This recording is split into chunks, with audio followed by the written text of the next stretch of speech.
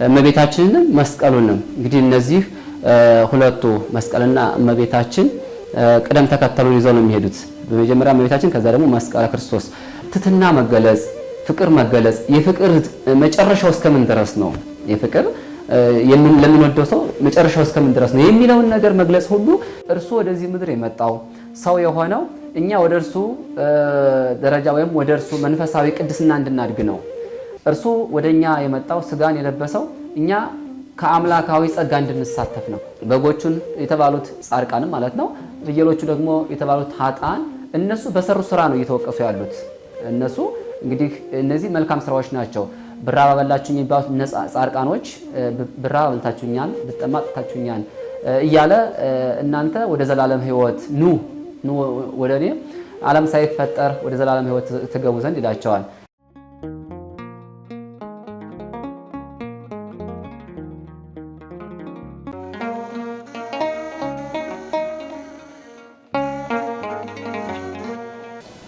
መልካም እንግዲህ ያው አንተም እንዳልከው በዓለ መስቀል ነውና ያለነው በዓለ መስቀልን ስናከብር ደግሞ ነገረ መስቀሉን እያሰብን እንደሆነ ይታወቃል። ነገረ መስቀሉ ደግሞ እንግዲህ ቅደም ተከተሎቹን ይዘን ማየት ያስፈልጋል ማለት ነውና በጥያቄ መሰረት መስቀል ምንድነው ላለው ጥያቄ እንግዲህ መስቀል ሁለንተናችን ነው፣ መስቀል ኃይላችን ነው፣ መስቀል ጽናችን ነው፣ መስቀል የነፍሳችን መዳኛ ነው የሚለው ነው እንግዲህ መልሱ የሚሆነው። ምክንያቱም ሁልጊዜ የምንጸልየው ነው በዘወትር ጸሎታችን መስቀል ኃይላችን ነው እያልን የምንጸልየውና ኃይል ነው ብርታት ነውና መስቀል ስንል እንግዲህ በመጀመሪያ በሶስት አይነት መንገዶችን ነው የምናየው። ምክንያቱም መስቀል እንግዲህ መከራ መስቀለ ክርስቶስ አለ፣ እንዲሁ ደግሞ መከራ መስቀለ ክርስቲያን አለ፣ ዕፀ መስቀሉ አለ። ስለዚህ በዚህ አይነት በሶስቱ ነገር እናያለን ማለት ነው። እንግዲህ እነዚህን እንደው ባጭተንተን ለማድረግ ያክል መስቀለ መከራ ክርስቶስ የሚለውን የመጀመሪያው እሱ ነው። ምክንያቱም ከሱ የተነሳ ነውና መስቀል መድኃኒታችን፣ መስቀል ኃይላችን፣ መስቀል ጽናችን፣ ነፍሳችን መዳኛ የምንለው ከመስቀለ መከራ ክርስቶስ ከክርስቶስ መከራ የተነስተን ነውና ስለዚህ የክርስቶስ መስቀል ወይም ደግሞ መከራ መስቀለ ክርስቶስ የሚለው ክርስቶስ ስለኛ ያደረገው ነገር ሁሉ መስቀል ይባላል። ይህ ማለት ከቤተልሔም ዋሻ ጀምሮ እንዲሁ ከዛም በፊት ያለው ከጽንሰቱ ጀምሮ ከብስራቱ ጀምሮ ማለት ነው። እንግዲህ እንደሚታወቀው መድኃኔ ዓለም መድኃኒታችን ኢየሱስ ክርስቶስ ሲጸነስ ድንግል ማርያምን አምተዋታል።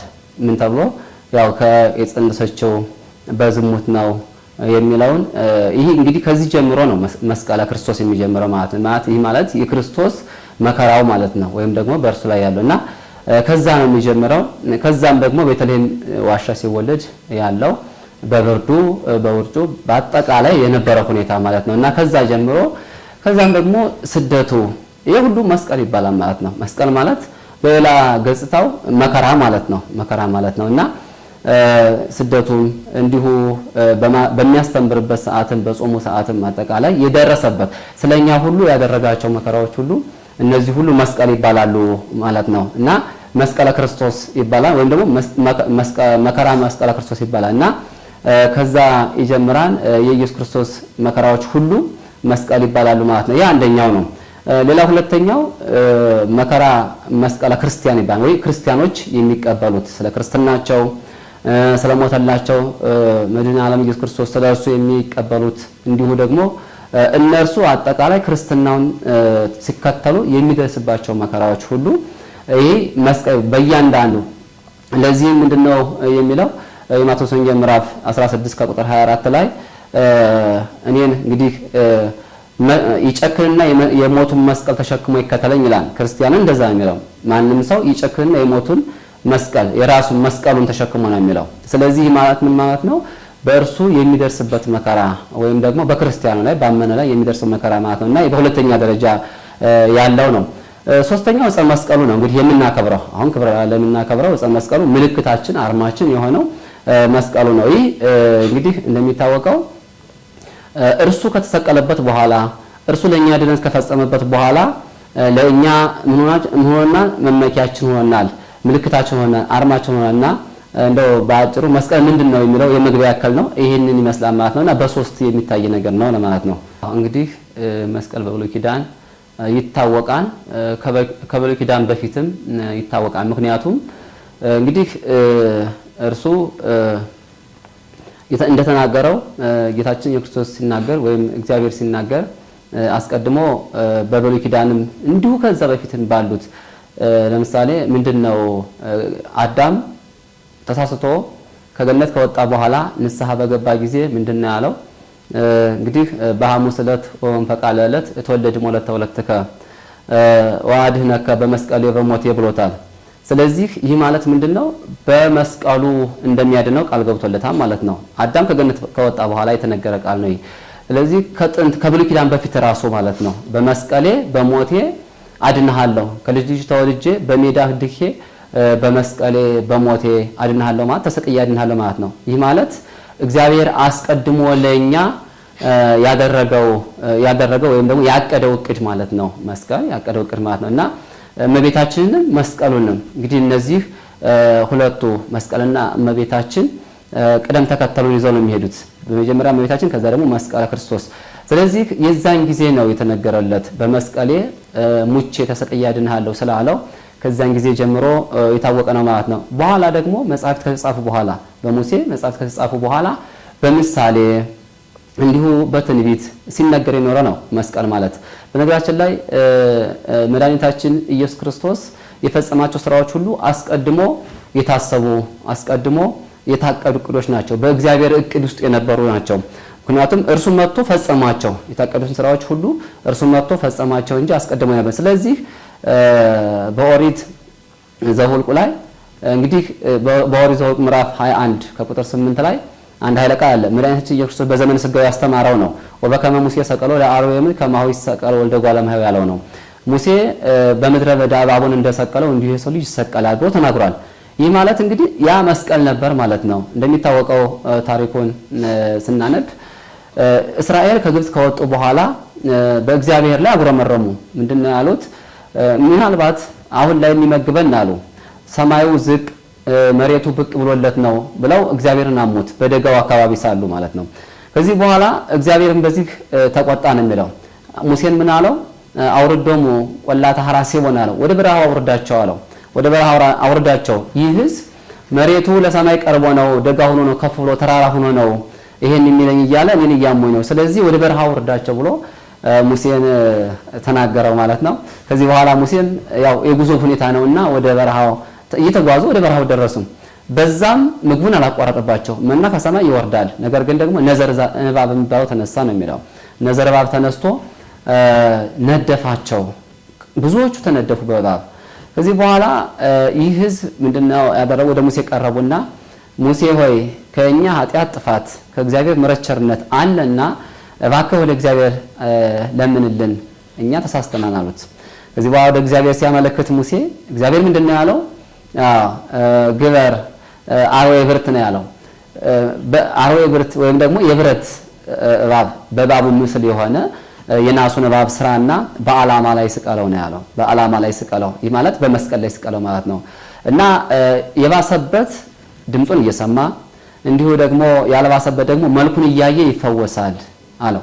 ከዚህ በኋላ ባለው መሰረት ሙሴ በታዘዘው መሰረት ከብረት ወይም ከናሱ እባብን ሰርቶ በዓላማ ላይ ሰቀለው። ይህንንም አርዌ ብርት የሚባለውን ወይም ደግሞ የናሱን እባብ የጠናበት ያው እንግዲህ ወደ አደባባዩ መውጣት ያልቻለ አልጋው ላይ የሆነ ማለት ነው። የጠናበት ማለት እነሱ ይመታል። ይሄ እባቡ ይመታና ድምፅ አለው። ስለዚህ ያን ድምፁን እየሰሙ ተፈወሱ። ደግሞ ያልጠናበት ደግሞ በአካል ሙሴ የሰቀለውን ሄደው አይተው ድነዋል። ስለዚህ ከዚህ የተነሳ ይህ አርዌ ብርቱ የመድኃኒታችን የክርስቶስ ምሳሌ ነው። መስቀሉ ደግሞ የሰቀለው ደግሞ በዓላማ ላይ ነውና መስቀያው ደግሞ እንዲሁ ራሱ መስቀል ነው ማለት ነውና በብሉይ ኪዳንም በዚህ ሲነገር ሲመሰል የኖረ ነው ማለት ነው።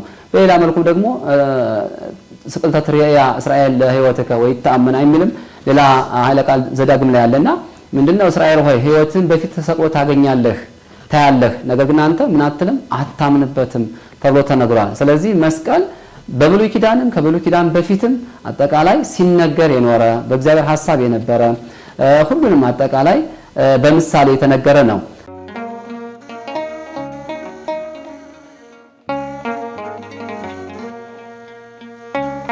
መልካም። በመጀመሪያ ይሄ የሆነው የፍቅር መገለጫ ነው።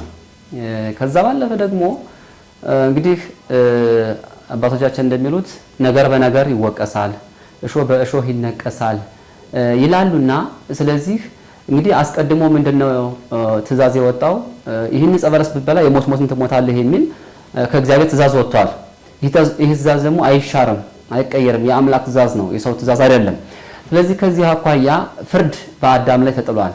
ይህ ፍርድ ደግሞ የሚክሰው ይፈልጋል። ምክንያቱም እንዳልኩት የእግዚአብሔር ቃል ስለሆነ ማለት ነው። ይህ የእግዚአብሔር ቃል ደግሞ ዋጋ መክፈል ይኖርበታል። አዳም አይችልም ይሄንን ዋጋ መክፈል። ምክንያቱም አንደኛ በደለኛ ነው፣ ሁለተኛ ደግሞ በእግዚአብሔር ትእዛዝ ልክ የሚከፍለው ነገር ምንም ነገር የለውም። ስለዚህ እርሱ ወደዚህ ምድር የመጣበት መከራ የበቃበት ይሄ ነው። አንደኛው ይሄ ነው። ምክንያቱም አዳም ስለማይችል ማለት ነው። እሱም ስለማይችል እንዲሁ አሁን አንተ እንዳልከው እንዲሁ መቻል ይቅርታ ማድረግ አይችልም ወይ ሁሉን ቻይ አይደለም ወይ ቢባል ፍቅሩ ምን ላይ ይታወቃል? እግዚአብሔር እንዲሁ ፈረደ። ከፈረደ በኋላ ደግሞ ይቅር ብያለሁ ቢል ይሄ የሰው ሐሳብ ነው። የእግዚአብሔር ሐሳብ ግን እንደዚህ አይደለም። ይህ ልክ እግዚአብሔር ምንድነው አባቶች የሚሉት ኮናኒ በጽድቅ ፈታሂ በርቅ ነው የሚሉት። ስለዚህ እርሱ በትክክለኛ ይፈርዳል፣ በትክክለኛ ይናገራል። ስለዚህ ያ ፍርድ ደግሞ እንዲሁ የሚሻር አይደለም። አሁን እንደተባለው እግዚአብሔር ይቅር ባይ ነው። ዝም ብሎ እንዲሁ ይቅር ብያለሁ የወጣውን አዳምን እንዲሁ ግባ የሚል አምላክ ስላልሆነ ማለት ነው። በዋጋ ነው፣ በቃ በዋጋ ነው። ስለዚህ ይህ ዋጋ ደግሞ ከአዳም ዘንድ አይገኝም። ለምን ሲባል እርሱ አዳም ምን አንደኛ ኃጢአተኛ ስለሆነ ያ መርገሙ በእሱ ላይ ተላልፏል ማለት ነው። ሌላው ደግሞ እንግዲህ እግዚአብሔር እርሱ ራሱ የሚያደርገው የሚገልጸው ፍቅር ለአዳም ያለው ፍቅር ያለው ሁኔታን ለመግለጽ ነው። ከዛ ባለፈ አማናዊን ሕግ ለመስጠት ወንጌልም ማለት ነው። አማናዊ ሕግ ለመስጠት ምን መሆን አለበት? በስጋ መገለጥ አለበት። በስጋ ከተገለጠ ደግሞ ትትና መገለጽ፣ ፍቅር መገለጽ። የፍቅር መጨረሻው እስከምን ድረስ ነው? የፍቅር ለምንወደው ሰው መጨረሻው እስከምን ድረስ ነው የሚለውን ነገር መግለጽ ሁሉ ቅድም እንዳልከው አንድ የርሶ በእንቲአክሙ ከመ ተበአሉ አንተም በንዴት እዚያው ነው የሚለው እንግዲህ ሁለተኛ ቆሮንቶስ ምዕራፍ 9 ያለው ነው እና እርሱ እናንተ ባለጸጎች ተሆኑ ዘንድ በእርሱ ድህነት እናንተ ባለጸጎች ተሆኑ ዘንድ እርሱ ራሱን ባዶ ያደረገ ነው የሚለው። ባዶ ያደረገ ምክንያቱም ከምን ሲባል ከሁሉም ነገር ማለት ነው። ከሁሉም ነገር እርሱ እንግዲህ ባይሩቱ ዘይሁሉ የተባለው እግዚአብሔር እሱ የማይሰጡት ባለሀብት ነው ወይም ደግሞ ባለጸጋ ነው። እርሱ የማይሾሙት ንጉስ ነው የተባለው እግዚአብሔር ግን ከንጉስነቱም ባዶ ሆነ፣ ከባለጸግነቱም ባዶ ሆነ፣ አጠቃላይ ካለው ሁሉ ማለት ነው ባዶ ሆነ። ይህ ማለት ምንድነው? በችሎታውና በኃይሉ ነው። አሁን እንግዲህ ዝም ብሎ ይቅርታ ቢያደርግ ኖሮ የእግዚአብሔር የማዳን ጥበቡ ማለት በዚህ ውስጥ ያለው ብዙ ጥበብ አለ። በመስቀል ውስጥ ብዙ ጥበቦች አሉ የተገለጹ፣ ብዙ የፍቅር ጥበብ አለ፣ የማስተማር አርአያ የመሆን እነዚህ ሁሉ አሉና እነዚህ ሁሉ አይገለጡም ነበር። እነዚህ ሁሉ ለሰው ልጆች ፍጹም የሆነውን ፍቅር አይገልጽም ነበር። ከዛ ባለፈ ደግሞ እንዲሁ በመስቀሉ የሚሰጡ ስጦታዎች አሉ፣ ጸጋዎች አሉ ማለት ስጋ ወደሙ እንዲሁ እናቱም ቤታችን ብዙ ጸጋዎች አሉ በመስቀል። ስለዚህ እነዚህ የሚሆኑት እርሱ ባደረገው በከፈለው ዋጋ ነውና ከዛ አኳያ ነውና አንዳንድ ሰዎች ልክ እንደተባለው እግዚአብሔር መሐሪ አይደለም ወይ ዝም ብሎ ማለት ሁሉን ቻይ አይደለም ወይ ከዚህ ሁሉ ምን አደረሰው ይላሉ። ነገር ግን ፍጹሙ ወንጌል ወይም ደግሞ እውነተኛ ሕግ የምትፈጸመው በዚህ በተጋድሎ ነው አይደለ? በምንድን ነው ያለው? በድካሜ ኃይል ይበዛልኛል ነው ያለው ቅዱስ ጳውሎስ። በደከም ቁጥር ምን ይበዛል? ጸጋ ይበዛል። ጸጋ እንዲበዛ ለኛ ጸጋ እንዲበዛ ክብር እንዲበዛ ነው በስጋ የመጣው እንጂ ሁሉን ቻይ ነው አሁን እንደተባለው። ስለዚህ ከዛ አኳያ ጌታችን መድኃኒታችን ኢየሱስ ክርስቶስ የእኛን ስጋ ለብሶ እስከ መስቀል ድረስ ደርሶ በመስቀሉ ያሉትን ጸጋዎች ሁሉ ለሰው ልጅ ሰጥቶ እንግዲህ መዝሙረኛው ዳዊት ምንድነው ያለው? ወአብ ከጸጋ ከለጓለማው ነው ያለው። ጸጋህን ለሰው ልጆች ሰጠህ ነው የሚለው እና ሙሉውን ጸጋ ፍጹሙን ጸጋ የሰጠው በመስቀል ላይ ነው። ሁሉን ነገር የሰጠው በመስቀል ላይ ነው። ሕይወቱን የሰጠው በመስቀል ላይ ነው። ስጋው ደግሞ የሰጠው በመስቀል ላይ ነው። እመቤታችን የሰጠን በመስቀል ላይ ነው። አጠቃላይ ገነት የተከፈው በመስቀል ላይ ነው። ሁሉም ነገር የሰጠው በመስቀል ላይ ስለሆነ ለዛ ነው መስቀል የምናከብረውም ለዛ ነው። ስለዚህ ከዛ አኳያ እግዚአብሔር ሁሉን ቻይ ቢሆንም እንኳን ምን ሆነ ማለት ነው? ሰው ሆነ። ከዛ ባለፈ ደግሞ ምንድነው ዮሐንስ አፈወርቅ የሚለው እንዲሁ የሰው ልጆች የሚጨበጥ የሚዳሰስ አምላክ ስለሚፈልጉ ይላል ዮሐንስ አፈወርቅ። ስለሚፈልጉ ልጅህ ሰው ሆነ ነው የሚለው። ልጅህ ወዳጅህ መድኃኒታችን ኢየሱስ ክርስቶስ ሰው ሆነ። ለምን ሲባል ሰዎች ከዛ በፊት በብሉይ ኪዳን የነበሩ ከዛ በፊት ማለት ከሐዲስ ኪዳን በፊት የነበሩ ሰዎች የሚዳሰስ የሚጨበጥ የሚታይ አምላክ እያሉ እንጨቱን እየጠረቡ ድንጋዩን እያለዘቡ ምን ይሉ ነበር? ያመልኩት ነበረ። ስለዚህ የሚታይ አምላክ ከፈለጋችሁ ብሎ ራሱ አምላካችን የሚታይ ሆነ፣ የሚዳሰስ ሆነ፣ የሚጨበጥ ሆነ፣ አልፎም የሚበላ የሚጠጣ ሆነ ማለት ነው። ስለዚህ ከዚህ አኳያ ሁሉን ቻይ አምላክ እግዚአብሔር ምን ሆነ ማለት ነው? ሰው ሆነ ማለት ነው። እና በዚህ መልኩ ነው እንግዲህ ሰው የሆነበት ምክንያት ማለት ነው። እንደተባለው ብዙ ታቅባን ብዙ አይሁዶች ድንጋይም አንስተው ሊወግሩት ነበረ። በዮሐንስ ወንጌል ምዕራፍ 7 ላይ ወነሱ እብነ ከመ ይጉርዎ ነው የሚለው። እንግዲህ እርሱ ሲያስተምራቸው ብዙ ነገር ሲላቸው፣ ነገር ግን ያው ብዙዎቹ ድንጋይ አንስተው ነው እነሱ የመጨረሻቸው እንደዛ ነው። እርሱም እንደተናገረው በዮሐንስ ወንጌል ምዕራፍ 8 ላይ እኔን ወግራችሁ ልትገሉ ትፈልጋላችሁ እናንተ ከአባታችሁ ከሰይጣን ነው እያለ እንደተናገረው። ስለዚህ በብዙ ነገር ፈልገው ነበረ ለመግደል። ነገር ግን በመስቀል የሆነበት ምሳሌውና ትንቢቱ ይፈጸም ዘንድ ነው። ምሳሌውና ትንቢቱ ቅድም እንዳልናቸው መስቀል አስቀድሞ በልበ ሥላሴ ያለ በእግዚአብሔር ሐሳብ ያለ ነው። ያ ይሆን ዘንድ ነው። ከዛ ባለፈ ደግሞ ያው በእንጨት ነው። እኛ የሳት ነው እንደሚታወቀው በእጽ የገባውን ኃጢአት በእጽ ለማውጣት ወይም ደግሞ በእንጨት የገባውን ኃጢአት በእንጨት ለማውጣት ነው እሱ ያደረገው ማለት ነው። ይሄውም ደግሞ እንደሚታወቀው አዳምና ሔዋን ዕፀ በለስን በልተው ነው። ስለዚህ ሔዋን ዕፀ በለስን ቆርጣ እርሷን በልታ ለአዳም እንዳበላቸው የሰው ልጆች በእጽ ምክንያት በመስቀል ወይም ደግሞ በእንጨት ምክንያት እንደሳቱ ጌታችን በኢየሱስ በእንጨት ለማውጣት ነው። እንግዲህ ምንድነው የሚለው መጽሐፍ?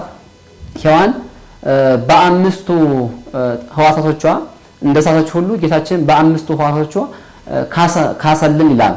ሔዋን ዕፀ በለስን ማለት ነው እንጨቱን በዓይኗ አይታ በልቧ አስባ እንዲሁ ደግሞ በጆሮዋም ደግሞ ምክረ ከይሲን ሰምታ ማለት ነው የዲያብሎስን ምክር ሰምታ በእግሯም ተራምዳ ወደ እንጨቱ ቀርባ በእጇም ቆርጣ በአፏ እንደበላች ሁሉ መድኃኒታችን ኢየሱስ ክርስቶስ በእነዚህ ሁሉ ካሳ ከሶልናል ነው የሚለው።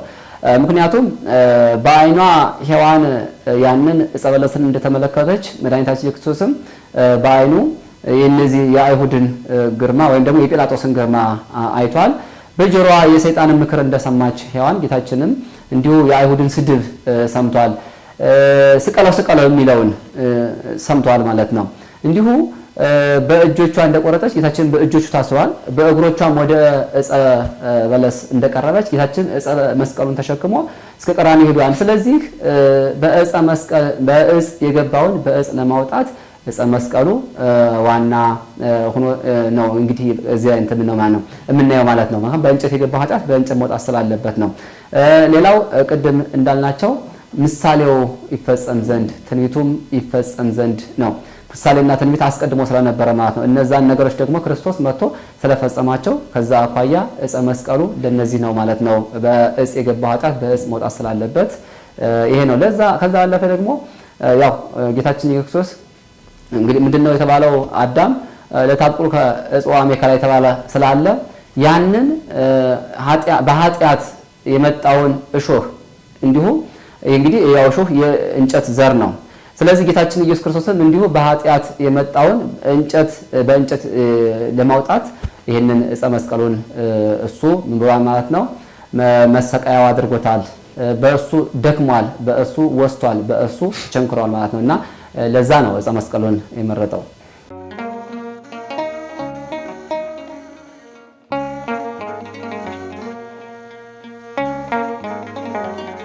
ይሄ እንደተባለው የሐሰት አስተምሮ ነው። ምክንያቱም ክርስቶስ እግዚአብሔር ነው። የዮሐንስ ወንጌል ምዕራፍ 1 ቁጥር 1 ጀምሮ ቃልም እግዚአብሔር ነበረ። ቃል ማን ነው? ክርስቶስ ነው። ቃልም ማን ነበረ? እግዚአብሔር ነበረ። ስለዚህ እግዚአብሔርን እግዚአብሔር ቀጣው ለማለት የሚያስችል ነገር የለምና ይሄ አይደለም። ነገር ግን በአባቱ ፈቃድ በእርሱ ፈቃድ በመንፈስ ቅዱስ ፈቃድ መጥቶ አዳነን እንዳለው ቅዱስ ኤፍሬምም በራሱ ፈቃድ ነው የመጣው። በራሱ ፈቃድ ነው የመጣው። እንግዲህ እንደውም ይሄን ምንድነው የሚሉት መጽአ በኩር የሚለውን መለሰባቸው ይላሉ። ምክንያቱም በግድ መጣ የሚለውን አንዳንዶቹ እንግዲህ ስተት ላይ ሲከዳ አንዳንድ ጊዜ የሚባሉን ነገር አያውቁትም። ምክንያቱም ስተት ውስጥ ሲገባ ማለት ነው። አዳም በተፈጠረ ጊዜ ወልድ በተለየ አካሉ ምንድን ብሏል? ወልድ አይፈጠር አዳም ወልድ ይፈጠር ብሎ አብና መንፈስ ቅዱስ ደግሞ አይፈጠር ስሁት ፍጠር ነው ብለው ነበረ። ስለዚህ ያንን ቃል መነሻ በማድረግ ወልድ መጣ ብለዋል ብለው የሚተርኳሉ ስተት መናፍቃን ማለት ነው። ስለዚህ ያንን እስመ ፈቃዱ ስምረተ መንፈስ ቅዱስ ብሎ መጣ በሱ ፈቃድ በአባቱ ፈቃድ ብሎ ይህንን ኃጢአት በራሱ ፈቃድ እንጂ በማን በግድ እንዳልሆነ ወይም ደግሞ እግዚአብሔር ማን ነው? ልበ ሥላሴ አንድ ነች ወይም ደግሞ ህሊና ሥላሴ ወይም ደግሞ ምክረ ሥላሴ። እንግዲህ ሥላሴ አብ ወልድ መንፈስ ቅዱስ በህልውና በአገዛዝ በባህሪ አንድ። ስለዚህ እግዚአብሔር አብ የሚያስበው እግዚአብሔር አብ እንደ ልብ እግዚአብሔር ወልድ ደግሞ እንደ ቃል ስለሆነ ከዛ አኳያ ምንም ይሄ የተለየ ነገር የለውምና ይሄ የመናፍቃን አባባል ነው። ምክንያቱም ምንድነው የሚለው ሐዋርያው ሲናገር ይሄን ሲናገር እርሱም ከዳዊት ዘር የተባረከ አምላክ ነው የሚለው ኢየሱስ ክርስቶስን በሮሜ መልእክቱ ምዕራፍ 1 ላይ እሱም ከዳዊት ዘር የሆነ ወንጌልን ሰብክ ዘንድ የተባረከ አምላክ ይኸውም ክርስቶስ ነው ይላል። ስለዚህ ከዳዊት ዘር የሆነው የተባረከው አምላክ ራሱ ማን ነው? እግዚአብሔር ወልድ ኢየሱስ ክርስቶስ ነው። ስለዚህ እግዚአብሔር አብ ቀጣው ወይም ደግሞ አወረደበት የሚለው የምንፍቅናቸው አስተምሮ ነው እንጂ በእግዚአብሔር አብ በእግዚአብሔር ወልድ ላይ እግዚአብሔር አብ የሚፈርድ የሚቀጣ አይደለም ማለት ነው። ምክንያቱም ወንጌል ዮሐንስ ላይ ብዙ ጊዜ እኔና አብ አንድ ነን የሚለው አይደለ? የዮሐንስ ወንጌል ምዕራፍ 10 ከቁጥር 30 ላይ አነ ወአብ አሐዱ ነን የሚለው እኔና አብ አንድ ነን። ስለዚህ አንድ የሆነው እግዚአብሔር በአንዱ ፈራጅ አንዱ ደግሞ ቅጣት ተቀባይ የሚሆን አይደለም። አዳም ነው ቅጣት የተቀበለው። ነገር ግን እግዚአብሔር ወልድ ደግሞ በተለየ አካሉ ምክንያቱም ለኛ ምን ብሏል? ሰው ሆኗል። ሰው ሆኖ ደግሞ የኛም መከራ ሁሉ ምን ብሏል? ይዟል ማለት ነው። እንግዲህ ነሳ ደዌነ ወጾረ ሕማመነ እንዳለው ነብዩ ኢሳይያስ በትንቢተ ኢሳይያስ ምዕራፍ 53 ላይ ደዌያችንን ተሸከመ ነሳ እንዳለው እንግዲህ ይሄ የሆነው አዳም ባደረገው ነገር እንጂ እርሱ የአዳምን ለብቻ በተለየ ማለት ነው በተለየ ስምረት ወይም በተለየ ፈቃድ በተለየ ሐሳብ እግዚአብሔር በተለየ ሐሳብ የለውም። ለምን ሲባል የሐሳቡ ማን ስለሆነ አብ ስለሆነ ማለት ነው። በአብ ልብነት ያስባሉ፣ በወልድ ቃልነት ይናገራሉ፣ በመንፈስ ቅዱስ እስትንፋስነት ህልዋን ይሆናሉ። ይህ ከሆነ ደግሞ አንዱ በተለየ አካሉ ፈራጅ፣ አንዱ ደግሞ ያ የፍርዱን ተቀባይ የሚሆንበት ነገር የለም ማለት ነው እና ይህ የመናፍቃን አስተምሮ ነው ማለት ነው እና ስመ ፈቃዱ ያለው ይሄንን ምን ይላል ማለት ነው? ይመልሳል ማለት ነው። በአባቱ ፈቃድ በሱ ፈቃድ በራሱ ፈቃድ ነው የመጣው፣ በማንም አይደለም፣ በራሱ ፈቃድ ነው የመጣው ማለት ነው እና ሲመጣ እንደው ምንድነው የሚለው ራሱ በዮሐንስ ወንጌል ምዕራፍ 10 ከቁጥር 17 ላይ እስመ አነ ሜጡ ቤዛ አባግዕ ነው የሚለው እኔ ነፍሴን ስለ በጎች አሳልፌ እሰጣለሁ ነው የሚለው። ይህ ስለ በጎቹ አሳልፎ የሚሰጥ መልካም እረኛ መሆን ነው እንጂ የሚያሳየው ተፈርዶበት የመጣ አይደለም ማለት ነው። ስለዚህ ነፍሴን ስለ በጎች አሳልፌ እሰጣለሁ ከመካይባ አነሳ ይላል። ዳግመኛ ምን ያነሳታለሁ ነው የሚለው። ነፍሴን ስለ በጎች አሳልፌ እሰጣለሁ ማለት በመስቀል ላይ እሞታለሁኝ እንዲሁ ደግሞ አነሳታለሁኝ ነው የሚለው። ራሱ ሁሉንም በፈቃዱ ማለት ነው። መሞትን በፈቃዱ እንዲሁም ትንሣኤን በፈቃዱ ሁሉም ነገር በፈቃዱ የሆነ አምላክ እንጂ እንዲሁ መናፍቃን እንደሚሉት አይደለምና ራሱ ስለ በጎች ተባልነው እኛ ምእመናንን ስለኛ የሰጠ እንዲሁ ደግሞ ትንሣኤን ደግሞ በራሱ በመለኮቱ ስልጣን ራሱ አደረገ ማለት ነው። ይሄ ሁሉ እንግዲህ በመስቀል ላይ ያደረገው ነገር ነው ማለት ነው እና በራሱ ፈቃድ እንጂ የተቀጣ አይደለም ማለት ነው።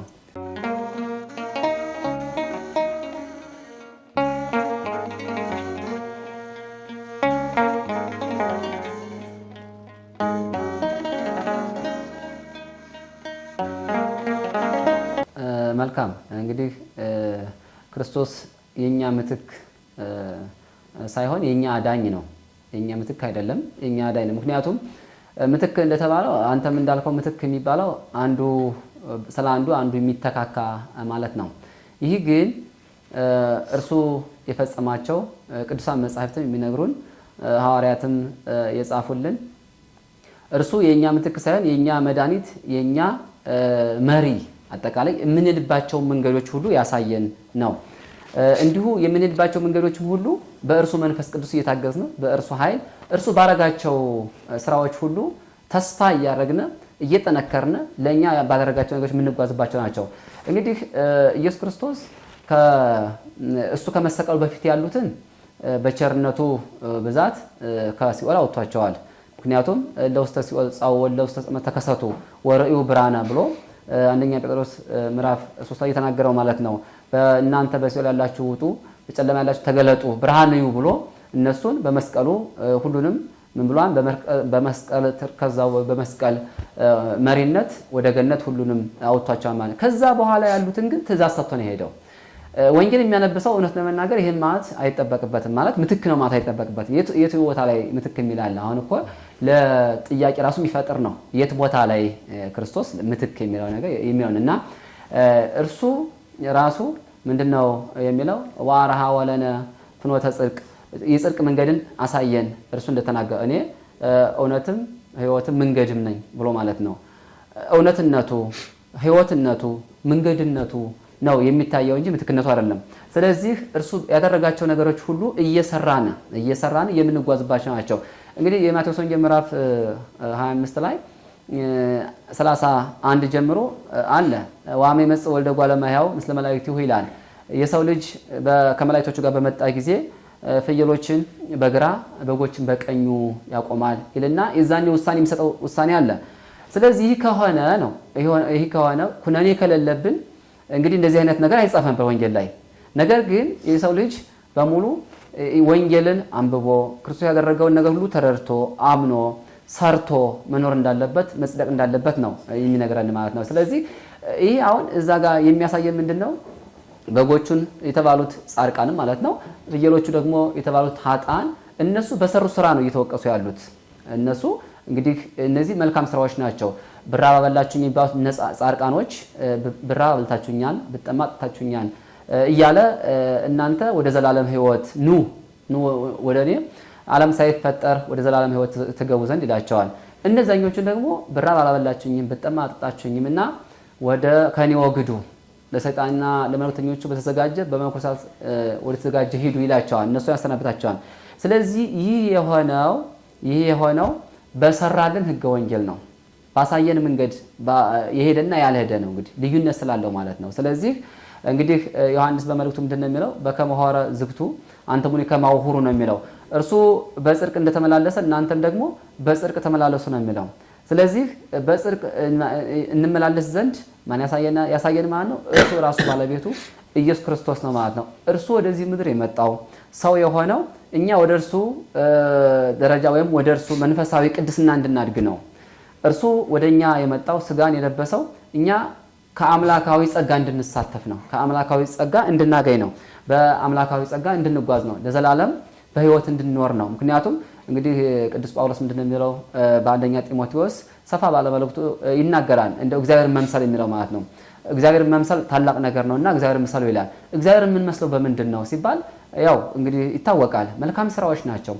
እነዚህን ነገር ሁሉ እንድንሰራ ነው ክርስቶስ የመጣው እንጂ ለእኛ ምትክ ሆኖ አይደለም። የተሰቃየውም ትዕግስት ያሳየውም በሁሉም ነገር ማለት ነው። እንግዲህ ብዙ ነገሮች ያሳየው እሱ ያላሳየን ነገር የለም። ሁሉም ነገር አሳይቶናል እና በነዛ ሁሉ ሂደን የእርሱን መንግስት እንድንወርስ ከእርሱ ጋር እንድንኖር በምድር እሱን አምልከንና እሱን ተማጽነን እንድንኖር እንጂ በእርሱ ካልሄድ ደግሞ እንግዲህ ያው ሌላ ነው መንገዱ። ምክንያቱም ከሰይጣን ነው። ምክንያቱም ጨለማና ብርሃን ወይም ደግሞ ማጣትና ማግኘት መንግስተ ሰማያትን ማግኘት እንዲሁም መንግስተ ማጣት እነዚህ ሁሉ በእኛ እጆች ናቸው።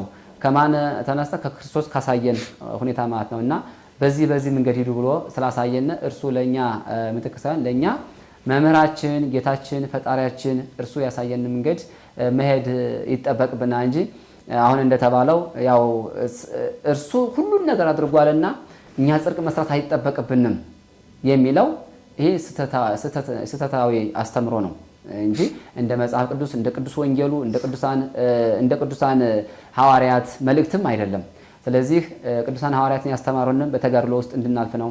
እርሱም ያስተማረን እስከ መስቀል ድረስ የደረሰውም እኛም እንዲሁ በእኛ መስቀል ውስጥ ዋጋ እንድንከፍል ነው። ምክንያቱም ቅድም መግቢያ ላይ ብያለሁ የክርስቲያን መከራ መስቀለ ክርስቲያን ይባላልና ክርስቲያን የሚጋደልበት በተጋድሎ የሚያልፉበት ጻድቃን ሰማዕታት የሚጋደሉበት የራሳቸው ምን ይሆናል ማለት ነው። ክርስቶስ እንደተናገረው መስቀሉን ተሸክሞ ይከተለኝ ከኋላ እንዳለው ያንን መስቀሉን ተሸክመን የፈተናውን መከራውን አጠቃላይ ያንን ይዘን የምንጓዝበት መንገድ ማን ያሳየን ማለት ነው? እርሱ ነው ያሳየንና በዚህ መልኩ ነው የሚታየው እንጂ እንደተባለው አይደለም። ማለት እነርሱ እንደሚሉት ወይም መናፍቃን እንደሚሉት እርሱ አንድ ጊዜ ዋጋ ከፍሎናልና እኛ ያስፈልገንም እንደሚሉት አይደለም።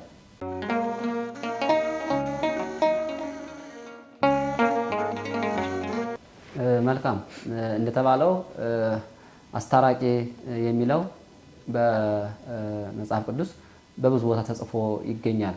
ስለዚህ በመጀመሪያ አስታራቂ መሆን ያለበት ማን ነው? አስታራቂ ለምሳሌ በእኛ በሰዎች መካከል ላይ የተጣሉን ሰዎች የሚያስታርቀው ምን አይነት ሰው ነው ብለን ስንመለከት መካከለኛ የሆነ ሰው ነው።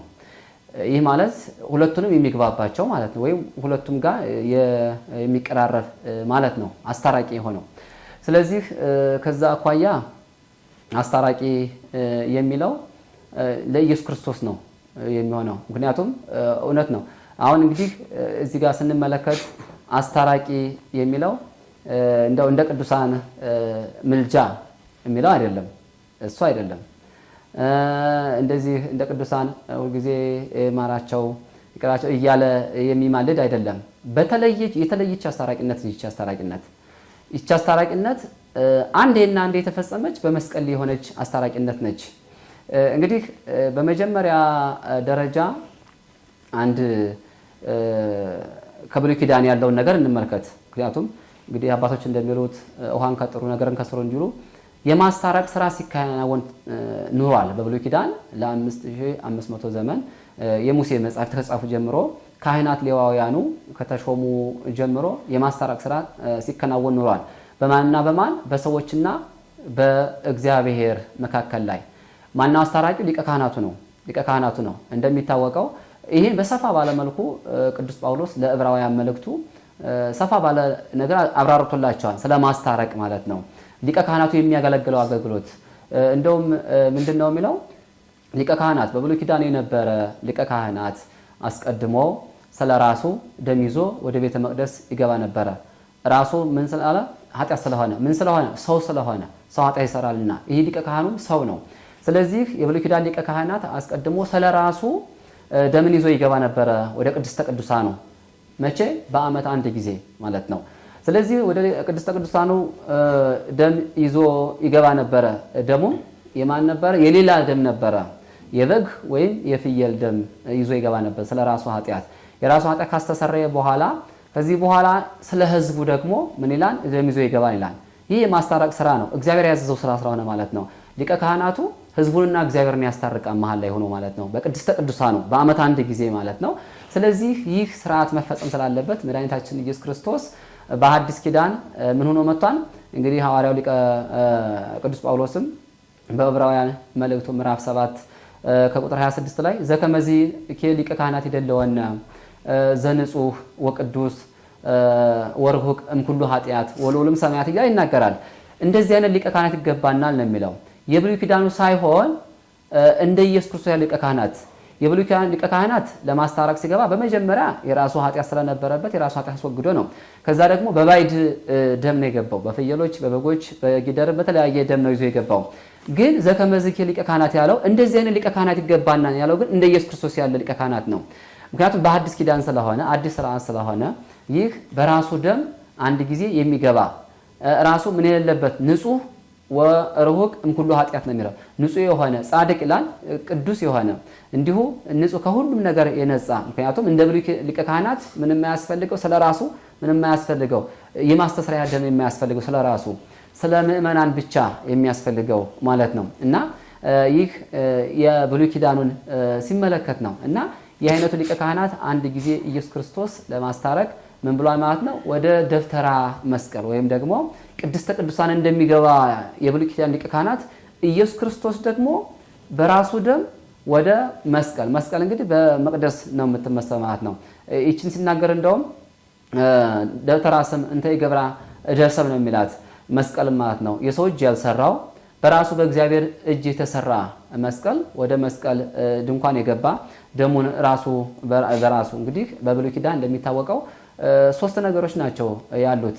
ምክንያቱም እግዚአብሔር አለ፣ አስታራቂ መካከለኛ ሊቀ ካህኑ አለ፣ የብሉይ ኪዳን ማለት ነው። ህዝቡ አለ። ከዛ ባለፈ ደግሞ ምን አለ? ይህን እነዚህን የሚያቀራርብ የተለያዩ የእንስሳት ደም አለ ማለት ነው። በሐዲስ ኪዳን ግን ይሄ ሁሉ ኢየሱስ ክርስቶስ ነው አንድ ያደረጋቸው ማለት ነው። ምክንያቱም እንደ እንስሳት ደም የራሱ ደም ሆኗል። እንዲሁ እንደ ሊቀ ካህናት ራሱ ሊቀ ካህናት ነው። እንደ እግዚአብሔር ራሱ እግዚአብሔር ነው። እንግዲህ አዳምና እግዚአብሔር እነዚህ ከአራቱ ወደ 2 ነው ያመጣው ማለት ነው ኢየሱስ ክርስቶስ። ለምን? አዳምና እግዚአብሔር ራሱ እግዚአብሔር ነው። አዳምን ደግሞ ራሱ በራሱ ደም በራሱ መስዋዕትነት በራሱ ሁሉን ነገር በራሱ አድርጎ አስታርቆናልና ማስታረቅ ማለት የብሉይ ኪዳንን ታሪክ ሲናገር ነው። እንግዲህ ሐዋርያው ቅዱስ ጳውሎስ ነው ብዙ ጊዜ ይሄን የሚናገረውና ይሄ ነው። ሌላው ቅድም እንዳልኩት በመካከል ያለው ኢየሱስ ክርስቶስ አስታራቂ መሆን ያለበት እሱ ነው። መካከል ማለት ምንድነው ሲባል መካከል ማለት በሰውና በእግዚአብሔር መካከል ያለ ቅዱስ ጳውሎስ ለጢሞቴዎስ ደቀ መዝሙሩ የጻፈለት መልእክት ላይ አለ። ይህ ቃል ምንድነው የሚለው? አንደኛ ጢሞቴዎስ ምዕራፍ 2 ከቁጥር 4 ጀምሮ አሃዱ እግዚአብሔር ወአሃዱ ህሩይ ነው የሚለው። ማእከለ እግዚአብሔር ወሰብ፣ አንድ እግዚአብሔር አለና አንድ መካከለኛም አለ፣ እርሱም ሰው የሆነ በሰውና በእግዚአብሔር መካከለኛ አለ ይልና ሰው የሆነ ኢየሱስ ክርስቶስ ነው ይላል። አሁን በሰውና በእግዚአብሔር መካከል የሆነ እርሱ ሲባል ምንድነው? መካከሉ ሲባል ኢየሱስ ክርስቶስ ሰውም ነው እግዚአብሔርም ነው። ሰውም ነው እግዚአብሔር ነው። ስለዚህ በመካከል ላይ ያለ ነው ማለት ነው። እግዚአብሔር ፍጹም አምላክ ፍጹም ሰው የምንለው ለዛ ነው። ፍጹም አምላክ ፍጹም ሰው፣ ነገረ ሥጋዌም የሚጸናው በዚህ ነው። እንግዲህ እንደሚታወቀው ቅዱስ ጴጥሮስም አንተ የተባለውም አንተ የእግዚአብሔር ልጅ ነህ ስላለ ነው። የእግዚአብሔር ልጅ የተባለው ማን ነው? ከነርሱ ጋር አብሮ የሚበላው የሚጠጣው ከነርሱ ጋር ሕገ ወንጌልን የሰራ መድኃኒታችን ኢየሱስ ክርስቶስ። ስለዚህ ፍጹም እግዚአብሔር ነው፣ ፍጹም ደግሞ ሰው ነው። ይህ መካከለኛ ያሰኘዋል። ስለዚህ ይህ መካከለኛው የተጣሉት ሁለቱን የሚያስታርቅ እርሱ ነው። ምክንያቱም የተጣሉ እነማን ናቸው? ሰዎችና እግዚአብሔር ማለት ነው። በመካከል ያለው ማን ነው ደግሞ? ሰውም የሆነ እግዚአብሔርም የሆነ ኢየሱስ ክርስቶስ። ስለዚህ እሱ ማስታረቅ አለበት ማለት ነው። እግዚአብሔር እንግዲህ እግዚአብሔር የተባለው መለኮቱ ነው። መለኮት ደግሞ የሥላሴ ነው፣ የወልድም ነው እግዚአብሔር የተባለ። ስለዚህ ራሱን ከራሱ ጋር አስታረቀ። እንግዲህ ኢየሱስ ክርስቶስ ሲናገር ምንድነው የሚለው? ራሱ ሰዊ ካህን ሆኖ ራሱ መስዋዕት አቅራቢ ሆኖ ራሱ ተቀባይ ሆኖ አዳም ሲያድን ማለት ነው። እነዚህ ሁሉ ራሱ ከውኖ። ምክንያቱም ቅድም ብለናል ከአዳም ምንም ነገር አይገኝም። ሕግን መጠበቅ ነበር፣ እሱንም አልጠበቅም። አሁን ያልጠበቀውንም መካስም አይችልም። ስለዚህ ይሄ ሁሉ የሚሆነው በቸሩ አምላክ በእግዚአብሔር ስለሚሆን እርሱ ደግሞ ራሱ መጥቶ ሁሉም ነገር አከናወነ፣ ሁሉም ነገር አደረገ። ስለዚህ መካከለኛ የሚለው ያ ነው። ይሄ መካከለኛ ደግሞ ማስታረቅ ይችላል ማለት ነው። ማስታረቅ ይችላል። ፍጹም አምላክ ፍጹም ሰው እና ወአረቀ ማእከሌነ ይላል መጽሐፈ ኪዳንም። በመካከላችን ሆነህ ምንድነው እርቅን አደረክ ነው የሚለው። በመካከላችን እርቅን አደረክ ነው የሚለው ራሱ ማለት ነው። በመካከላችን እርቅን አደረክ ሲል ምንድነው? ራስ ታረከን፣ ራሱ ነው መጥቶ የታረቀን እና ይህ ቸርነቱን የሚያሳይ ነው። በሌላ መልኩ ሁለተኛ ቆሮንቶስ ምዕራፍ 5 ከቁጥር 13 ጀምሮ ስንመለከት አሁን ግን ነው የሚለው። አሁን ግን እርሱ በክርስቶስ እግዚአብሔር የሚታረቀን ሆኗል፣ እንዲሁም ደግሞ የማስታረቅን ቃልም አገልግሎትም ለኛ አኖረ ይላል። አሁን በክርስቶስ የሚለው ክርስቶስ ማን ነው? እግዚአብሔር በክርስቶስ የሚታረቀን ሆኗል። በእኛም ደግሞ የማስታረቅን አገልግሎት ምን አለ? አኖረ ወይም ደግሞ ሰጠን ነው የሚለው የማስታረቅ አገልግሎት። ስለዚህ በክርስቶስ እግዚአብሔር የታረቀን ሲባል ክርስቶስ ማን ነው ሲባል እግዚአብሔር ነው። ክርስቶስ የሚለው ነገር ከሁለት ባህሪ አንድ ባህሪ የሆነ እንዲሁ ፍጹም ሰው ፍጹም አምላክ የሆነ ማለት ነው ክርስቶስ ማለት። ስለዚህ በእርሱ ምን ሆነ ማለት ነው? እርቅ ሆነ።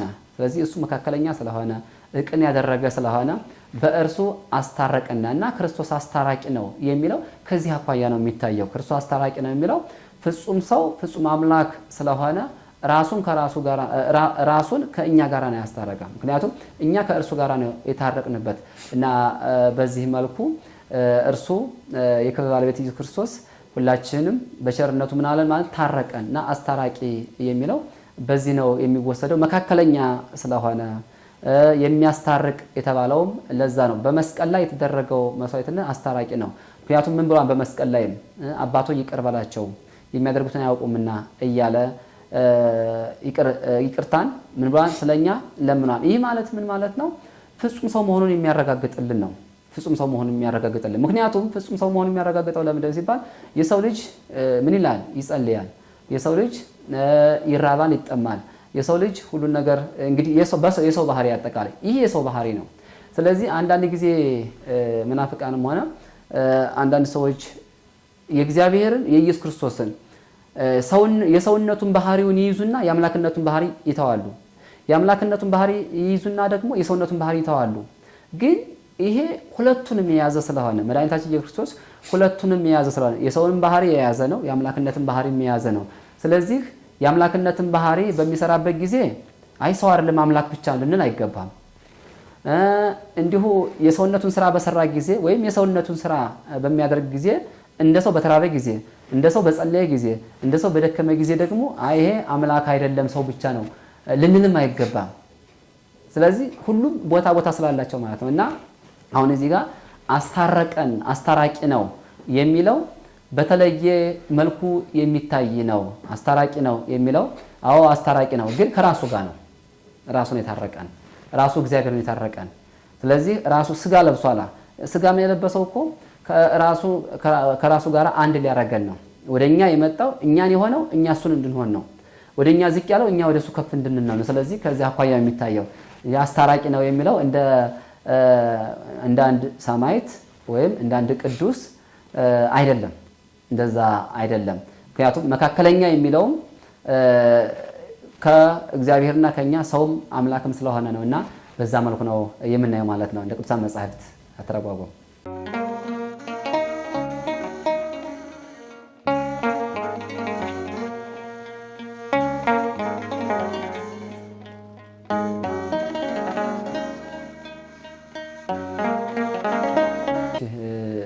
እንዳልከው አንዳንዶቹ እንደዚህ አይነት ጥያቄ ያመጣሉ። ነገር ግን ምንድነው ይሄ እንግዲህ ምናልባት ስጋውን ደሙ ከሰጠ የሱ መሰቀል ለምን ያስፈልጋን የሚለው ጥያቄ እርሱ ስጋው ደሙ ሲሰጥ ስለናንተ የሚፈሰው ደሜ ነው ያ ነው የሰጠ ያለ ስለናንተ በቀራንዮ የሚቆረሰው ስጋዬ በመስቀል ላይ የሚፈሰው ደሜ ያ ነው የሰጠ ያለው። ስለዚህ ከዚህ አኳያ የሚፈሰው መቼ ነው? በሰጣቸው ጊዜ አልፈሰሰም፣ ደሙ አልፈሰሰም። ስለዚህ የሚፈሰው አርብ ነው። ሐሙስ ይስጣቸው እንጂ ስርዓተ ምስጢረ ቁርባንን ሐሙስ አሳያቸው፣ ስጋውንም ሰጣቸው፣ ወይኑንም ሰጣቸው።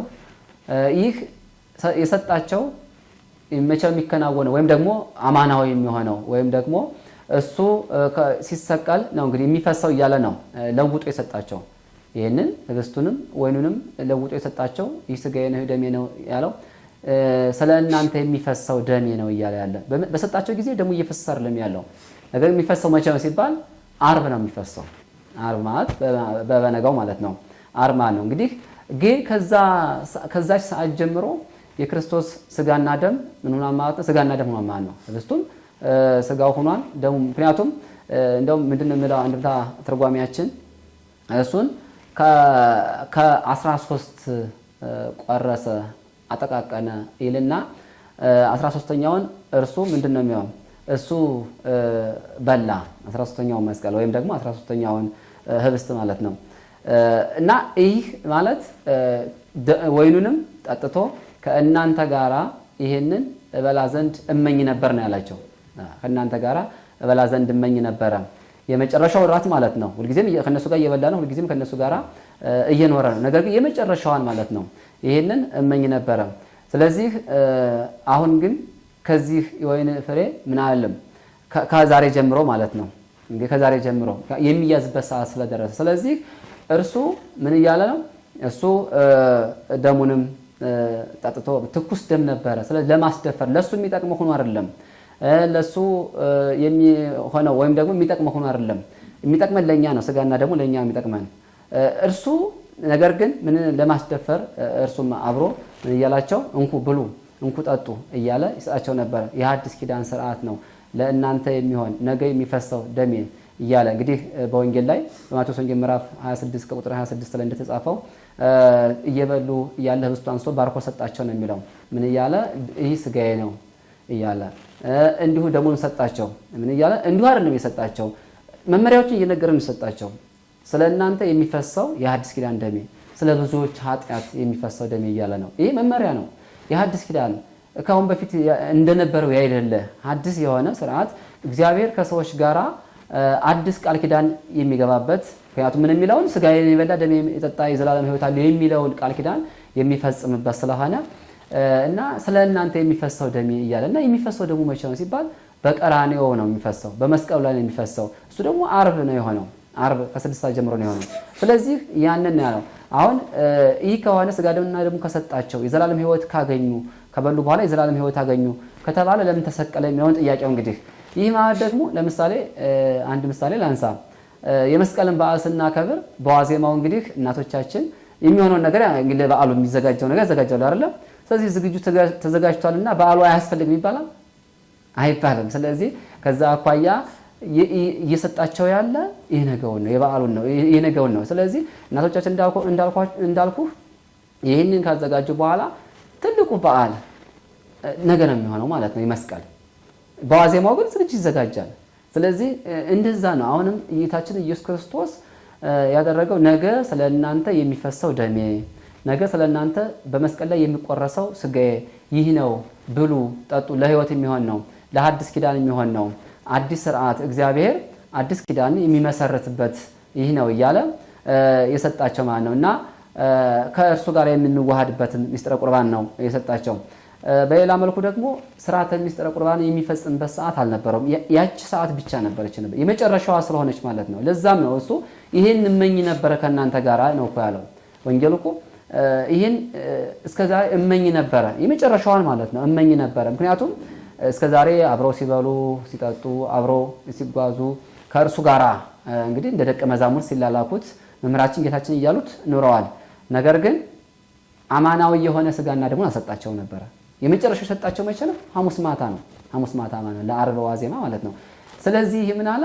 የዘላለም ሕይወት የሚሰጥ ነው ብሎ ሁላችሁም ነው ያላቸው። ደግሞ እከሌ እከሌ የሚል ነገር የለም፣ ሁላችሁም ነው ያለው እና ለዛ ነው በዋዜማ የሰጣቸው ያ ነው እና አሁን እንግዲህ አንዳንዶቹ ከሰጣቸውና የዘላለም ሕይወት ካገኙ ለምን ተሰቀለ የሚለው አንድ ነው። ይህ ሐሳቡ አንድ ነው። ምክንያቱም የማታው የጸሎተ ሐሙሱ ማታና ዓርብ የሚሰቀለው ስጋው አንድ ስለሆነ ማለት ነው። በአዋጅ የተነገረው ሲበሉት ሲጠጡት የዛኔ ስጋና ደሙን ስርዓተ ሚስጥርን ሲያሳያቸው ነው የተነገረው በአዋጅ በቀራንዮ የሚሰቀለው ስጋው የሚፈሰው ደግሞ ሕይወት እንደሆነ በዛ ነው እንግዲህ የሰጣቸውና ከዛ አኳያ ነው።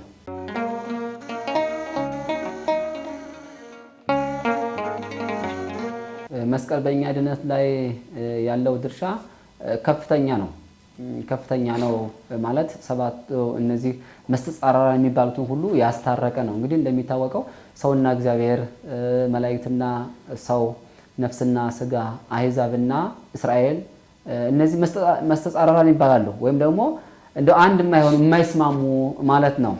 ለምሳሌ ሰውና እግዚአብሔር እንደሚታወቀው ከገነት ወጥቷን የሰው ልጅ ከጸጋው ርቋል። ከዛ አኳያ ያው ምን ያስፈልገው ነበረ? ይህን እንትን ለማለግ ካሳ ያስፈልገው ነበረ። መላእክትና ሰውም እንዲሁ እንግዲህ እግዚአብሔር የተጣላው መላእክት እንግዲህ እንደሚታወቀው ነው አይቀርቡትም እና ከዛ አኳያ ሰውና መላእክትም እንደዛው አሁን ባላቸው ቀረቤታ አይደለም አብረው የሚያመሰግኑት አብረው የክርስቶስ መንግስት የሚወጡ አሁን ባለው ሁኔታ ነው። እንግዲህ በቤተልሔም የተጀመረው አይደለ እርቅ መላእክትና እረኞችና መላእክት አንድ ምስጋናን አቀረቡ። ከዛም በኋላ ይቀጥላሉ ማለት ነው። ከዛ በፊት የነበረ ግን የረድኤት ነው እንጂ በአንድ ላይ የነበረ ምስጋና፣ የሰው ልጅ ምስጋና፣ የሰው ልጅ ጽድቅ፣ የሰው ልጅ ትሩፋት ሁሉ የተለያየ ነበርና መላእክትና ሰውም እንዲሁ አንድ አልነበሩም። ነፍስና ስጋም እንዲሁ። ምክንያቱም ያው ያ ዘመን ከክርስቶስ ልደት በፊት የነበረው ዘመን ነፍስ ገነት የማትገባበት ስለነበረ ማለት ነው። ይሄም የሆነው ደግሞ በስጋ ምክንያት ነው። በላ በማለት ነውና በስጋ ምክንያት ነው። ሌላው እስራኤልና አሕዛብ የተለያዩበት ነው።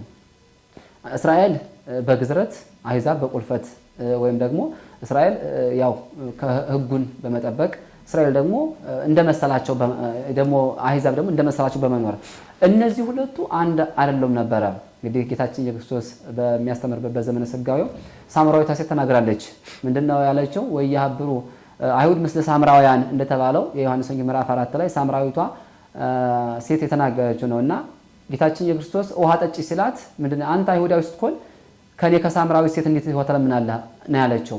ምክንያቱም አንድ አይደሉም ነበረ፣ አይተባበሩም ነበረ፣ ሕዝብና አሕዛብ ተብሎ ተለያይቶ ነበረ። ከዛ አኳያ እነዚህ መስተጣላት የተባሉት ሁሉ አንድ የሆኑት በመስቀል ነው። ትልቁ ነገር የመስቀል ትልቁ ዓላማ ይህ ነው። የተጣሉት የተታረቁበት ነው። የራቁት የቀረቡበት ነው። እንግዲህ ቅዱስ ጳውሎስ እንደተናገረው ሐዋርያው በኤፌሶን መልእክቱ ምዕራፍ 2 ላይ ምንድነው እናንተ ርቃችሁ ለነበራችሁት ሰላምን እንዲቀርበው ለነበሩት ሰላምን ሁለቱንም አንድ ያደረገ በአዋጅ የተጻፈውን ትእዛዝ ሽሮ ነው ያለው። በአዋጅ የተጻፈው ትእዛዝ የተባለው ሕገ እስራኤል ነው። ምክንያቱም ሕገ እግዚአብሔር ይሄ ኦሪት ነው። ምክንያቱም ከአሕዛብ ጋር አትደመር ይላል ኦሪት። እሱን ግን ምንድነው በአዋጅ እሱ በፍቅር አደረገውና አሁን ግን ያመነ ከሆነ አሕዛብ ሕዝብ ግሪካዊ እስራኤላዊ የሚባል ነገር የለም፣ አንድ ሆኗል። ይሄ ሁሉ የሆነው በመስቀል ነው። ስለዚህ በመስቀል ጥልን ገሎ ብሎ እዛው ላይ ነው የሚናገረው። በመስቀል ጥልን ገሎ እነዚህ ሁሉ መስተጻራሪ የተባሉትን እነዚህ የሚያለያዩትን ነገር ሁሉ በመስቀሉ አስወግዶ ሁሉንም አንድ ያደረገበት ነውና መስቀል ትልቅ ነገር ትልቅ ትርጉም ያለው ትልቅ የእርቅ ምልክት የፍቅር ምልክት ስለሆነ መስቀል ሊከበር የሚገባው በዓል እንግዲህ ከሱ በላይ ማንም ስለሌለ ማለት ነው። መስቀልን ማሰብ ክርስቶስን ማሰብ ስለሆነ የአንድ ሳንቲም ሁለት ገጽታ ነው። መስቀሉን ስናስብ በእሱን ስናይ የምናየው የተሰቀለውን ነው። ስለዚህ ከዛ አኳያ መስቀል ትልቅ ምልክታችን የእርቅ ምልክታችን የሁሉ ነገር መደምደሚያ ቆንጮ ነው ማለት ነው መስቀል።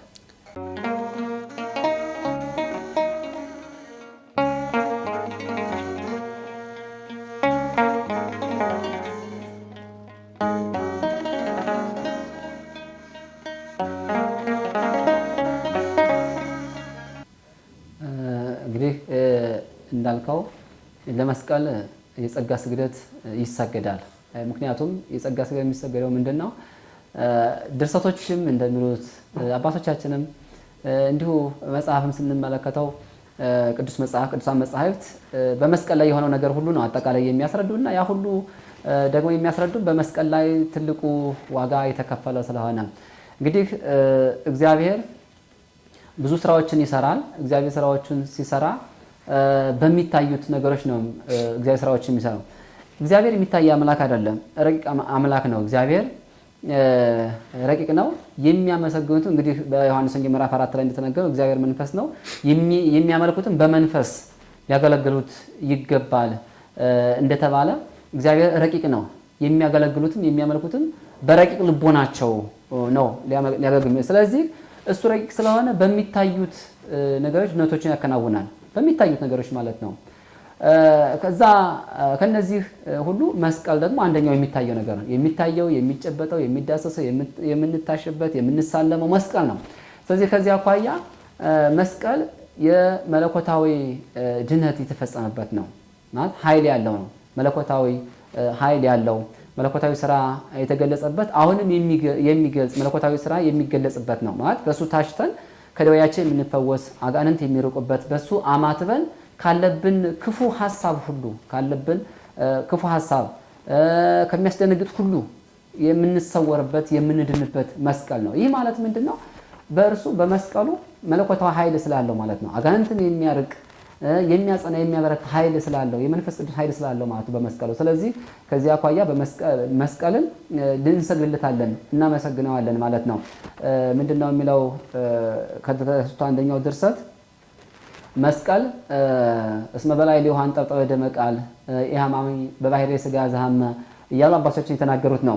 በእርሱ ላይ ደሙን አንጠብጥቦበታል። እስመ ቀደሶ በደሙ ዋኮ በደመ ባይድ በሌላ ባይድ ደም ሳይሆን በራሱ ደም ቀድሶታል ነው የሚለው መስቀልን በራሱ ደም ማን ራሱ ባለቤቱ እግዚአብሔር ራሱ ወልድ ኢየሱስ ክርስቶስ መስቀልን በደሙ ነው የቀደሰው።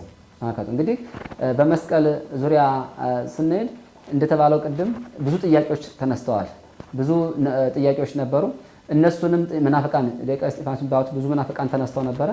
በዛን ጊዜም የነበሩ ሊቃውንት ይህንን አስረግጠው የተናገሩት መስቀል ደሙ ስለተንጠበጠበበት እንዲሁ ኃይል ስላለው የማዳን ኃይል እንዲሁ ምልክታችን አርማችን እንደሆነ ስለዚህ የተቀደሰውም በሌላ ሳይሆን በራሱ በደሙ በማን ደም? በራሱ በመድኃኒታችን በኢየሱስ ክርስቶስ ደም የተቀደሰ ስለሆነ የእሱ ደም የፈሰሰበት መሰዊያ ነው። ራሱ የዳንበት ስጋውን ያገኘንበት እናቱ ድንግል ማርያም ያገኘንበት አጠቃላይ ቅድም እንዳልኩት ብዙ ነገሮችን ያገኘንበት ስለሆነ ስለዚህ ይህ ደግሞ የሆነው እርሱ ስለመረጠው ነው።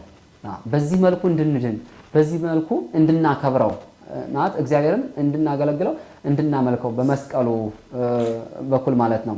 እንግዲህ መስቀል ተመሰገነ ማለት እግዚአብሔር ተመሰገነ ማለት ነው።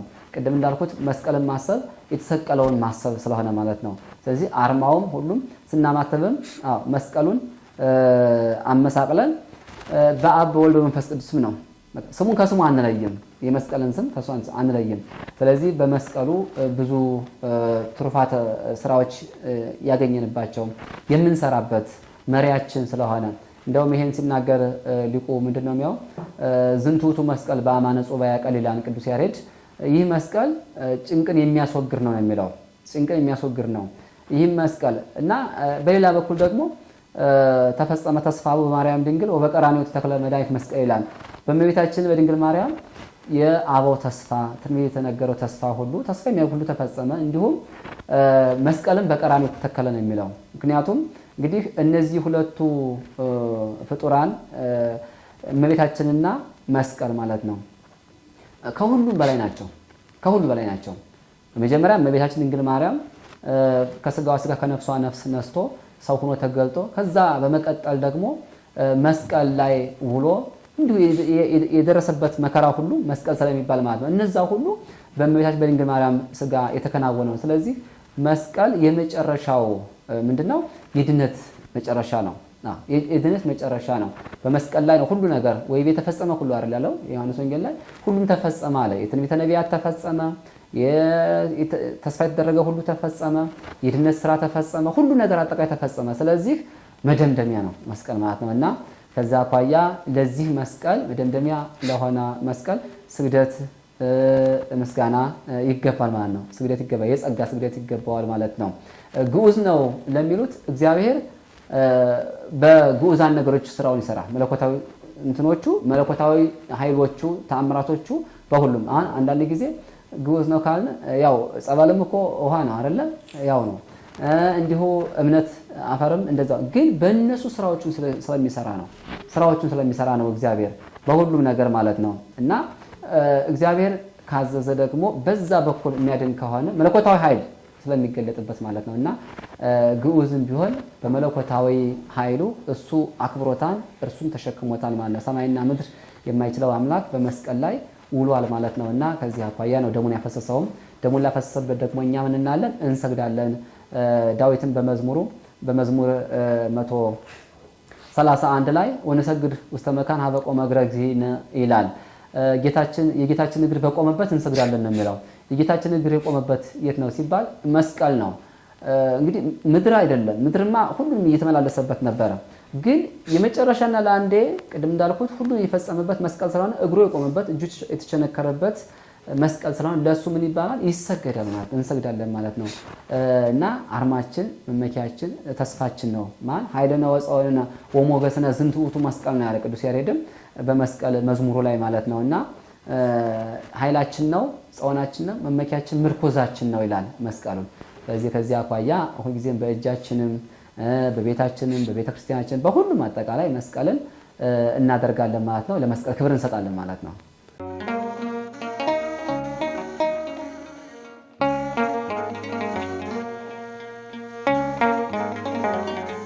መልካም እንግዲህ ክርስትና ምልክት የሆነበት ክርስትናው የተጀመረበት በመስቀል ስለሆነ መሰረት ስለሆነ ነው።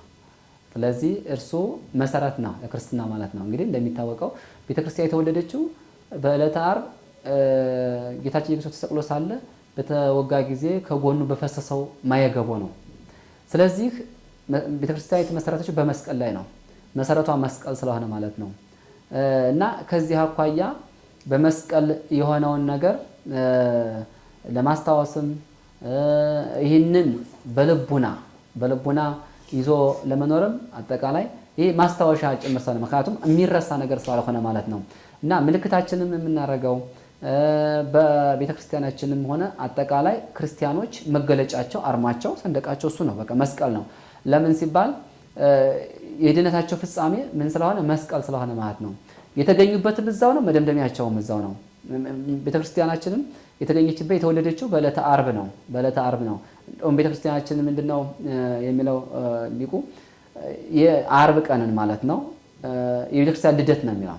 የቤተክርስቲያን ልደት ከጌታ ጎን የተወለደችበት ቀን ማለት ነው። እንግዲህ ይህ ስለሆነ በመስቀል ሁሉ ነገር ስለሆነ አርማችን ምልክታችን እናደርገዋለን ማለት ነው። ሌላው ክርስቲያኖች በመስቀሉ ክርስቶስ ባደረጋቸው ነገር በልቦናቸው እያሰቡ እንዲኖሩ ነው። ምክንያቱም እንግዲህ በፊት ለፊት የሚታይ ነገር አይረሳም አይደለም። ስለማይረሳ ለምሳሌ በልብስም ሊሆን ይችላል፣ በተለያየ ነገር ሊሆን ይችላል። በምልክት በአይናችን ስናየው ትዝ የሚለን ቶሎ ቀራንዮ ነው፣ መስቀሉን ትዝ የሚለን ከዛ አኳያ ምልክታችን እናደርገዋለን ማለት ነው። እና መስቀሉን ሁልጊዜ በአርማነት የምንጠቀም ማናቸውም አጠቃላይ አሁን ክርስቲያኖች በመስቀሉ የሆነውን ነገር ሁሉ ያስቡታል ማለት ነው። እንግዲህ መስቀሉን ሲናገር ምንድነው ዝንቱ ውእቱ መስቀል አኮ ከመ ይትሐላ ከመ ይትሐለይ ነው የሚለው። ይህ መስቀል በልቡና የሚታሰብ ነው እንጂ የሚናገር አይደለም፣ ወይም ደግሞ የሚታይ አይደለም። ያኔ መከራውን ነው፣ መከራውን ማለት ነው። የሚታይ አይደለም ይላል። ደግሞ የሚታየው ደግሞ ይሄኛው ነው፣ በእጃችን የያዝነው በምልክታችን የምናደርገው የሚዳሰሰው ይሄ ዕፀ መስቀሉ ወይ ለምልክት ይሄ የሚያደርሰን ከየት ነው? ወደማይታየው ወደ መከራ ክርስቶስ ነው የሚያደርሰን ማለት ነው። የሚታየው ወደማይታየው ነው የሚያደርሰን ማለት ነው። ቅድም እንዳልኩት የማይታይ እግዚአብሔር በሚታየው በግዑዙ ነገር ድነትን እንደሚያደርግ ሁሉ አሁንም የሚታየውን መስቀል እያየን ወደማይታየው መከራ ክርስቶስ የተፈጸመው ወደማይታየው በልቡና ውስጥ የሚመላለሰው ስለኛ ያደረገው ነገር ሁሉ ያ እሱ ወደሱ የሚያደርሰን የሚታየው ነገር ምልክታችን የሆነ ነገር አርማ ያደረግነው ነገር ነውና ይሄ ምልክት መገለጫ ነው። እንግዲህ የክርስትና ዋናው መገለጫው መስቀል ነው። ክርስቶስም የሥራዎች ሁሉ መደምደሚያ ያደረገው መስቀልን ነው።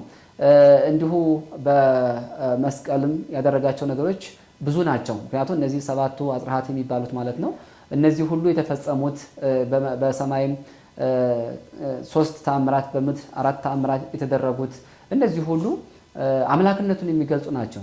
እነዚህ አምላክነቱን የሚገልጹ ናቸው። አሁን እኛ ብዙ ጊዜ አንዱን ብቻ ይዘን አንዱን ብቻ ሳንይዝ እንጓዛለን። ምክንያቱም አምላክነቱን የሚገልጹትን ስናይ አምላክ ብቻ ነው የሚሉ አሉ። እንዲሁ ደግሞ ሰውነቱን የሚገልጹ ሰው ብቻ የሚሉ አሉ። አሁን የመናፍቃንም ችግራቸው ያ ነው። ከዚህ ከሃይማኖቱም የሚወጡት ያ ነው። ግን በመስቀል ላይ ግን የሆነ ሁለቱም ናቸው፣ አምላክነቱም ሰውነቱም። ለምሳሌ አምላክነቱ 7ቱ ተአምራት ናቸው አምላክነቱ። ምክንያቱም በምድር ላይ መቃብራት መከፈታቸው፣ ጻድቃን መነሳታቸው፣ እንዲሁ ፀሐይ በዚህ በምድር ላይ ያሉ አለቶች መሰንጠቃቸው፣ የቤተ መቅደሱ መጋረጃ መቀደዱ እነዚህ በምድር ላይ የሆኑ ናቸው። በሰማይ ላይ ያሉ ደግሞ ከዋክብት መርገፋቸው፣ ፀሐይም መጨለሟ እነዚህ በሰማይ ላይ ያሉ ተአምራት ናቸው። እነዚህ ምን ያሳያሉ ሲባል አምላክነቱን የሚያሳዩት በመስቀል ላይ ሆኖ አምላክነቱን የገለጸበት ሁኔታ ነው የሚያሳዩት ማለት ነው። መለኮታዊ ስልጣኖች ናቸው እነዚህን ያደረጉት።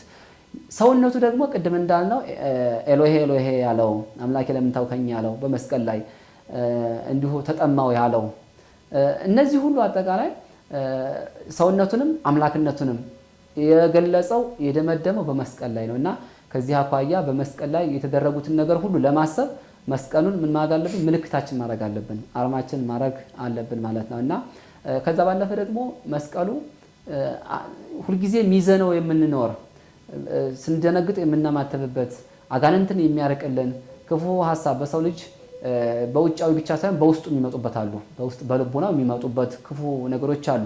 እነዛ ናቸው ተግባራዊ የሆኑ ወደ ኃጢአት የሚመሩን። እነሱ ሁሉ ሲመጡ ልናማተብ ያስፈልጋል ማለት ነው። እነዚህ ሁሉ በኃይለ መስቀሉ ስለሚርቁ ማለት ነው እና የምናማተብበትም እንዲሁ ምልክት የምናደርግበት ናቸው እና እነዚህ ሁሉ በመስቀሉ ምልክትነት የምንጠቀማቸው ናቸው ማለት ነው እና መስቀሉ የሁላችንም መዳኛችን፣ ምልክታችን፣ ኃይላችን ነው ማለት ነው እና ለዛ ነው የምንጠቀምበት፣ እንደ ምልክት የምንጠቀምበት ለዛ ነው ያደረጋቸውን ነገር ሁሉ ለማስታወስ ወደ እሱ ለመድረስ ነው።